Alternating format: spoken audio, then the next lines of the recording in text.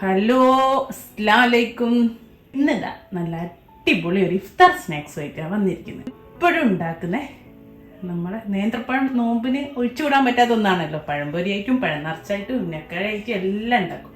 അപ്പം അതിൽ നിന്നൊക്കെ ഒരു വ്യത്യസ്തമായിട്ട് പഴം കൊണ്ടൊരു കട്ട്ലറ്റ്, ബനാന കട്ട്ലറ്റ്. നമ്മളെ നേന്ത്രപ്പഴം വെച്ചിട്ട് നല്ല അടിപൊളി ടേസ്റ്റിൽ നമ്മുടെ ചെഫ് സുരേഷ് സാറില്ലേ, ചെഫ് പിള്ളൈ സാറിൻ്റെ റെസിപ്പിയാണ് കേട്ടോ.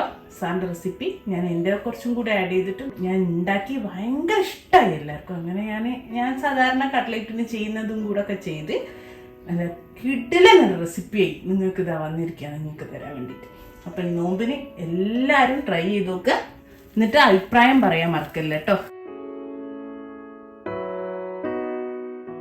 ഉൾഭാഗം കട്ട്ലറ്റിൻ്റെ നമ്മൾ ഉന്നക്കായൻ്റെ ടേസ്റ്റ് ഉന്നക്കായ കഴിച്ചവർക്കൊക്കെ അറിയാം, എല്ലാവർക്കും ഇഷ്ടപ്പെടുന്ന ഒന്നാണ് കേട്ടോ. അതിൻ്റെ എനിക്ക് ഒരു പടി മുമ്പിലാണ് ഇതിൻ്റെ ടേസ്റ്റ് കേട്ടോ. അപ്പം നമുക്കിങ്ങനെ ചെയ്യാൻ നോക്കാം. കുറച്ച് തേങ്ങ വറുത്തെടുക്കണം.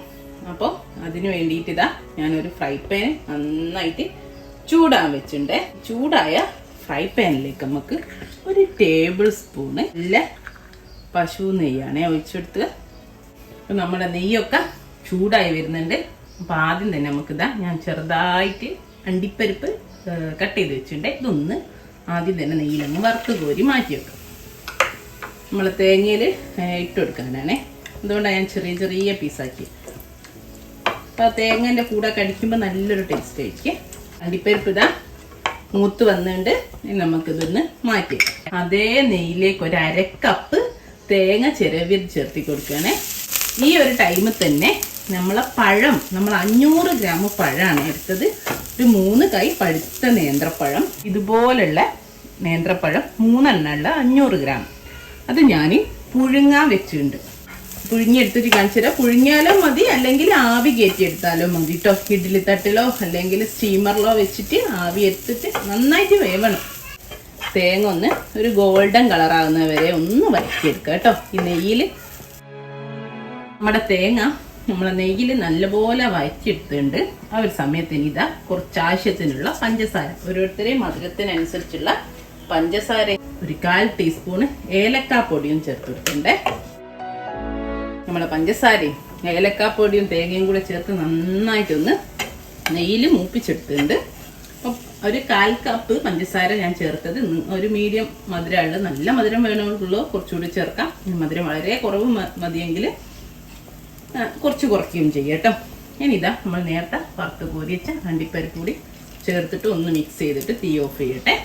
നമ്മുടെ കട്ട്ലേറ്റിലേക്കുള്ള തേങ്ങാക്കൂട്ട് ഇവിടെ റെഡിയാണ്. ഞാൻ തീ ഓഫ് ചെയ്യട്ടെ.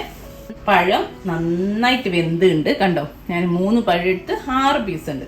ഓരോന്നും 2 പീസാക്കിയിട്ട് ഞാൻ ആവിയിൽ ഇഡ്ഡലി തട്ടിൽ വെച്ചിട്ട് ആവിയിൽ വേവിച്ചെടുത്താട്ടോ. നമ്മളെ തേങ്ങ വറുത്തെടുക്കുന്നൊരു ടൈം അത്ര എടുത്തുള്ളൂ. അത് കുറച്ച് പഴുക്കാത്ത പഴം ഓരോ പഴത്തിനനുസരിച്ച് മാറും. നമുക്കറിയാമല്ലോ, പഴമൊക്കെ പുഴുങ്ങുന്നത് നമ്മൾ സാധാരണ അല്ലേ. അപ്പം ഇനി ഇത് തൊലി കളഞ്ഞിട്ട് നന്നായിട്ടൊന്ന് ഉടച്ചെടുക്കണം.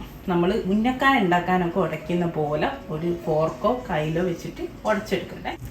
നല്ല മധുരമുള്ള പഴം എടുക്കാൻ ശ്രമിക്കണേ. അതാകുമ്പോൾ നമ്മളിട്ട് കട്ട്ലേറ്റിന് നല്ല ടേസ്റ്റ് ഉണ്ടാവും. മധുരമുള്ള പഴമാണെങ്കിൽ ഒന്ന് നല്ല പഴുത്തത് ചൂടോടെ ചെയ്യണേ, അല്ലെങ്കിൽ ഇത് കല്ല് പോലെ ആയിരിക്കും പഴം. തണുത്ത് കഴിഞ്ഞാൽ നമുക്ക് കറക്റ്റായിട്ട് കുഴച്ചെടുക്കാൻ പറ്റൂല. അപ്പം ചൂട് പോകുന്നതിൻ്റെ മുമ്പ് തന്നെ ചെയ്യണം. ഉടയോലൊക്കെ ഉണ്ടെങ്കിൽ ഈസി ആട്ടോ കയ്യിൽ. എൻ്റെ അടുത്തിപ്പോൾ ഉടയോലില്ലാത്തതുകൊണ്ട് എന്താ ഫോർക്ക് വെച്ചിട്ട് ചെയ്യും. പഴമൊക്കെ നന്നായിട്ട് കട്ടല്ലാതെ ഉടച്ച് വെച്ചുകൊണ്ട് നോക്കണം, കട്ട ഉണ്ടാവാൻ പാടില്ല. ഇനിയിപ്പോൾ ദാ ഇതിലേക്ക് നമ്മുടെ തേങ്ങാക്കൂട്ടില്ലേ വറുത്ത് വെച്ച് അത് ചേർത്തിട്ട് നന്നായിട്ട് നമുക്ക് മിക്സ് ചെയ്തെടുക്കാം. ഇനിയിപ്പോൾ ചൂട് തന്നതിന് ശേഷം കൈ വെച്ചിട്ട് ചെയ്യുന്നതായിരിക്കും നന്നാവും. അപ്പോഴേ ആ കറക്റ്റ് കിട്ടുള്ളൂ. ഇത് നമ്മൾ ഉന്നക്കാഴക്കൊക്കെ കിട്ടുന്ന ആ രൂപത്തിലേക്ക് കുഴച്ച് കിട്ടണം കേട്ടോ.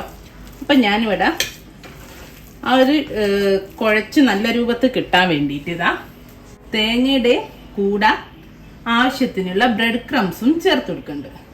ഇത് നമ്മൾ പഴത്തിനനുസരിച്ച് ബ്രെഡ് ക്രംസിൻ്റെ അളവിൽ മാറ്റം വരും. അതുകൊണ്ട് അളവ് പറയുന്നില്ല. കാരണം പഴം ചിലപ്പോൾ അലിഞ്ഞതാണെങ്കിൽ നമുക്ക് കുഴച്ചിട്ട് ബൈൻഡ് ചെയ്തിട്ട് നല്ല ബോൾസ് ആക്കി എടുക്കണം.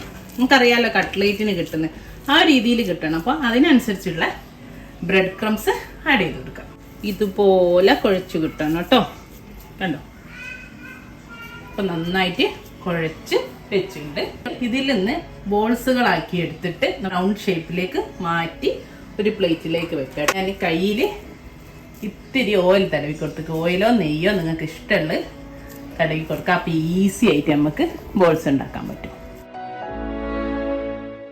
നിങ്ങൾക്ക് ഇഷ്ടമുള്ള അനുസരിച്ച് വലിപ്പം കൂട്ടുകയോ കുറയ്ക്കുകയോ ഒക്കെ ചെയ്യാം കേട്ടോ. കണ്ടോ, ഇതുപോലെ ചെയ്തെടുക്കാം. നമ്മൾ സാധാരണ കട്ട്ലേറ്റിൻ്റെ ഉണ്ടാക്കുന്ന പോലെ തന്നെ. കണ്ടോ, ഇതൊന്നിങ്ങനെ ചെയ്ത് ആ കറക്റ്റ് റൗണ്ട് ഷേപ്പിലേക്ക് കിട്ടും. ഇതുപോലെ എല്ലാം ചെയ്തെടുക്കട്ടെ. ഈ ഒരളവ് 500 ഗ്രാം നേന്ത്രപ്പഴത്തിൽ നിന്ന് നമുക്ക് കിട്ടിയത് 9 കട്ട്ലേറ്റ് ഒക്കെ. കണ്ട, എല്ലാം ഞാൻ ഷേപ്പ് ചെയ്ത് ഇവിടെ വെച്ചിട്ടുണ്ട്. മൈദയെ ബ്രെഡ് ക്രംസിലും മുട്ടയിലൊക്കെ ഒന്ന് മുക്കിയിട്ട് ഫ്രൈ ചെയ്തെടുക്കണം. മൈദ കുറച്ചൊരു പ്ലേറ്റിൽ നമുക്ക് കൂട്ട് ചെയ്യാൻ, പിന്നെ ഒരു മുട്ട നന്നായിട്ട് ബീറ്റ് ചെയ്തെടുത്ത് വെച്ചിട്ടുണ്ട്. അതേപോലെ ഇതാ കുറച്ച് ബ്രെഡ് ക്രംസും. നമ്മൾ മൈദയിൽ നമ്മൾ ഓരോ കട്ട്ലേറ്റിൻ്റെ ബോൾസും എടുത്ത് ഒന്ന് കോട്ട് ചെയ്യും. നമ്മൾ സാധാരണ ചെയ്യുന്ന പോലെ തന്നെ ബീറ്റ് ചെയ്ത മുട്ടയിലൊന്ന് ഡിപ്പ് ചെയ്തെടുക്കും. ബ്രെഡ് ക്രംസിൽ കോട്ട് ചെയ്തെടുക്കും. കണ്ടോ, ഇതുപോലെ എല്ലാം ചെയ്തെടുക്കാം.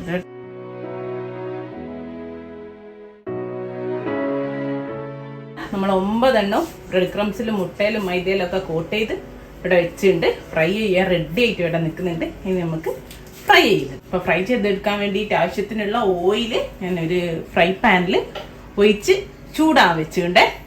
ഞാനിത് ഈ ബ്രെഡ് ക്രംസിൽ കോട്ട് ചെയ്യുന്ന സമയത്ത് തന്നെ എണ്ണ ചൂടാൻ വെച്ചിട്ടുണ്ടായിരുന്നു. അപ്പോൾ അത് കോട്ട് ചെയ്യുന്ന സമയം കൊണ്ട് അതങ്ങ് ചൂടാവുമല്ലോ. ഇനിയിപ്പോൾ ഞാൻ ഓരോന്നോരോന്ന് ഒരു മീഡിയം ഫ്ലെയിമിലേ ഉണ്ടാവുക. ഹൈ ഫ്ലെയിമിൽ ഇട്ടാൽ പെട്ടെന്ന് അങ്ങ് കോട്ട് ചെയ്ത ബ്രെഡ് ക്രംസ് അത് കരിഞ്ഞു. അപ്പം മീഡിയം ഫ്ലെയിമിൽ ഇട്ടിട്ടൊന്ന് കളർ മാറ്റിയെടുക്കുക. ഇനിയിപ്പോൾ എല്ലാവർക്കും അറിയാം നമ്മൾ സാധാരണ കട്ട്ലേറ്റ് എങ്ങനെയാണോ ഫ്രൈ ചെയ്യുന്നത് അതുപോലെ നമുക്ക് ഫ്രൈ ചെയ്തെടുക്കാം. ജസ്റ്റ് ഉള്ളിലെ പഴക്കം എന്തതാണ്, ഒന്നുമില്ല, വേവാനൊന്നുമില്ല, ജസ്റ്റ് ഫ്രൈ ചെയ്തെടുത്താൽ മാത്രം മതി. പെട്ടെന്ന് തന്നെ പരിപാടി ആയി കിട്ടും. നമുക്ക് അതൊന്ന് ബ്രൗൺ ആയി കിട്ടിയാൽ മാത്രം മതി. മുകളിൽ കൊട്ടുള്ള മുട്ടയും മൈദയും ബ്രെഡ് ക്രംസ് ഒന്ന് വെന്ത് ആ ഒരു ടൈം മാത്രമേ ഉള്ളൂ. കണ്ടോ, നമ്മൾ അടിപൊളി ബനാന കട്ട്ലേറ്റ്സ് ഇവിടെ റെഡിയാണ്. ഞാനൊരു ഓട്ടപാത്രത്തിലേക്ക് കോരി മാറ്റട്ടെ. ആദ്യത്തെ ഞാൻ 3 കോരി ബാക്കി അവിടെ കിടന്ന് പൊരിയുന്നുണ്ട്. ഇതുപോലെ 9 പൊരിച്ചു കോരട്ടെ കേട്ടോ. നല്ലൊരു മണം വരുന്നുണ്ട്. നമ്മുടെ എല്ലാ കട്ട്ലേറ്റും ഇവിടെ പൊരിച്ചു. 9 കട്ട്ലേറ്റ് കിട്ടി. നല്ല അടിപൊളി കട്ട്ലേറ്റ്. 4 ഇവിടെ ഉണ്ട്, 5 ഞാനൊരു പ്ലേറ്റിലിട്ട് വെച്ചിട്ടുണ്ട്. അടിപൊളി ടേസ്റ്റ് ആട്ടോ.